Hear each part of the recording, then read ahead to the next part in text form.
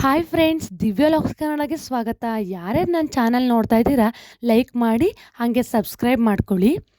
ಇವತ್ತಿನ ವಿಡಿಯೋದಲ್ಲಿ 7 month pregnancy ಟೈಮಲ್ಲಿ ಪ್ರೆಗ್ನೆಂಟ್ ವುಮೆನ್ ಏನೇನೆಲ್ಲ ಪ್ರಿಕಾಷನ್ಸ್ ತಗೋಬೇಕು ಅಂತ ಹೇಳ್ತಾ ಹೋಗ್ತೀನಿ. ತುಂಬ ಜನ ಪ್ರೆಗ್ನೆನ್ಸಿ ವುಮೆನ್ಗೆ ಲೈಟಾಗಿ ಹೊಟ್ಟೆ ನೋವು ಕಾಣಿಸ್ಕೊಳ್ತಾ ಹೋಗೋದು, ವೆಜೈನಾ ಪೇನ್ ಆಗೋದು, ಈ ಥರ ಎಲ್ಲ ಆಗುತ್ತೆ. ಇದೆಲ್ಲ ಕಾಮನ್. ಸೊ ಇದಕ್ಕೆಲ್ಲ ಭಯ ಪಡಬೇಕು ಅಂತ ಏನಿಲ್ಲ. ಇದೇನಾದರೂ ಸಿವಿಯರ್ ಆಗಿ ಇದ್ದರೆ ಡಾಕ್ಟರ್ಗೆ ತೋರಿಸ್ಕೊಳ್ಳಿ. 7 ಮಂತ್ ಪ್ರೆಗ್ನೆಂಟಲ್ಲಿ ಎಂಥವರಿಗೂ ಮಗು ವೇಟ್ ಬಂದು 800 ಗ್ರಾಮ್ ಇಲ್ಲ ಅಂದರೆ 1 kg ಹತ್ತತ್ರ ಇರುತ್ತೆ. ಹಾಗೆ ನೆಕ್ಸ್ಟ್ ಮಂತ್ನಲ್ಲಿ ವೆಯ್ಟ್ ಬಂದು ಡಬಲ್ ಆಗುತ್ತೆ. ನಾನು ನಿಮಗೆ ಎಂಡಿಂಗ್ನಲ್ಲಿ ಹೇಳ್ತೀನಿ ಯಾವ್ಯಾವ ಫುಡ್ಸ್ನೆಲ್ಲ ತಿನ್ನಬೇಕು ಅಂತ. ಸೊ 7 ಮಂತ್ನಲ್ಲಿ ಮಗುಗೆ ಜಾಸ್ತಿ ಎಮೋಷನ್ ಬಂದು ಕ್ರಿಯೇಟ್ ಆಗಿರುತ್ತೆ. ನೀವು ನಕ್ಕಾಗ ಒಂಥರ ನಿಮ್ಮ ಎಮೋಷನ್ಗೆ ಸೆಟ್ ಆಗೋ ರೀತಿ ಒಳಗಡೆ ನಡೀತಾ ಇರುತ್ತೆ. ಅದಕ್ಕೆ ಹೇಳೋದು. ಸೊ 7 ಮಂತ್ಸ್ನಲ್ಲಿ ಏನು ಜಾಸ್ತಿ ಕೂಗಾಡಬಾರ್ದು ಅಂತ, ತುಂಬ ಹುಷಾರಾಗಿ ಇರಬೇಕು ಅಂತ ಹೇಳೋದು.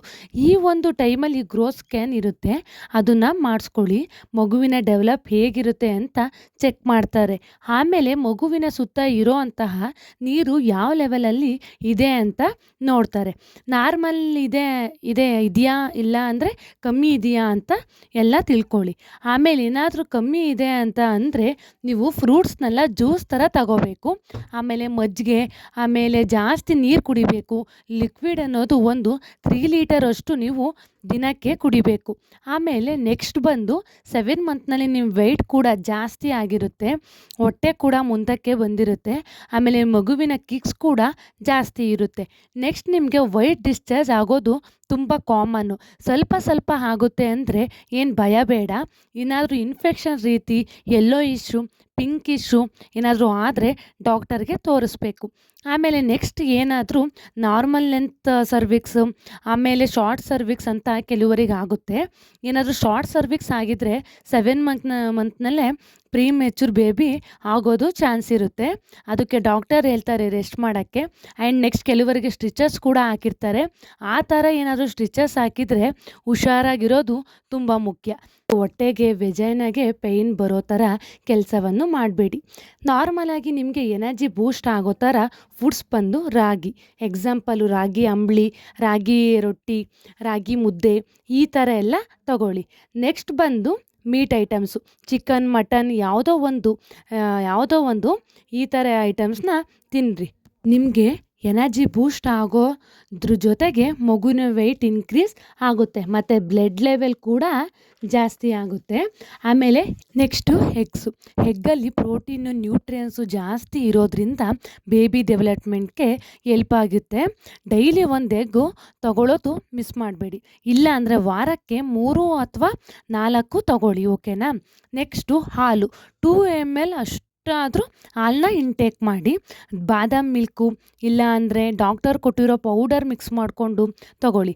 ಇಲ್ಲ ಮಗು ವೆಯ್ಟ್ಗೆ ಹೆಲ್ಪ್ ಆಗುತ್ತೆ, ಇಮ್ಯುನಿಟಿ ಬೂಸ್ಟ್ ಆಗುತ್ತೆ, ನಿಮಗೆ ಸಿಕ್ನೆಸ್ಸು ಕಮ್ಮಿ ಆಗುತ್ತೆ. ನೆಕ್ಸ್ಟ್ ಬಂದು ಬನಾನಾ. ಇದು ಬಂದು ವೆಯ್ಟ್ ಗೇನ್ ಮಾಡೋಕ್ಕೆ ಹೆಲ್ಪ್ ಮಾಡುತ್ತೆ. ದಿನಕ್ಕೆ 1 ಹಣ್ಣು ಥರ ತಗೊಳ್ಳಿ, ನಿಮಗೆ ಮತ್ತು ಮಗುವಿಗೆ ಖಂಡಿತ ಎನರ್ಜಿ ಬೂಸ್ಟ್ ಆಗಿರುತ್ತೆ. ನೆಕ್ಸ್ಟ್ ಬಂದು ಡೇಟ್ಸ್ ತಿನ್ನಿ. ದಿನಕ್ಕೆ 4 ಅಥವಾ 5 ತಿನ್ನಿ. ಇದರಿಂದ HP ಲೆವೆಲ್ಲು ಹೆಲ್ತಿಯಾಗಿ ಇಂಪ್ರೂವ್ ಆಗುತ್ತೆ. ಆಮೇಲೆ ನಾಟಿ ಬೆಲ್ಲ ಅಥವಾ ಸಾಟಿ ಬೆಲ್ಲ ಅಂತ ಬರುತ್ತೆ.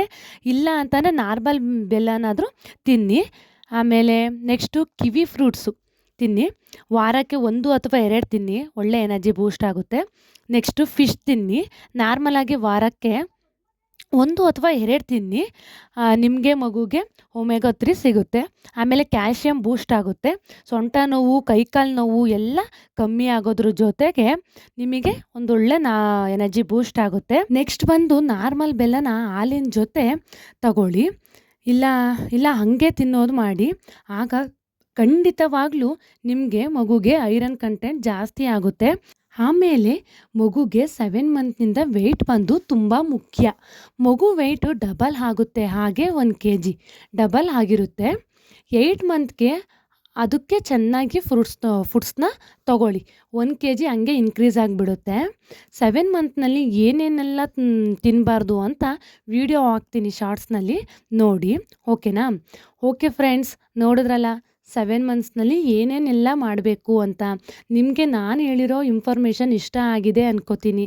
ಪ್ಲೀಸ್ ಸಬ್ಸ್ಕ್ರೈಬ್ ಮಾಡಿ, ಲೈಕ್ ಮಾಡಿ. Okay, take care. ಬಾಯ್ ಬಾಯ್.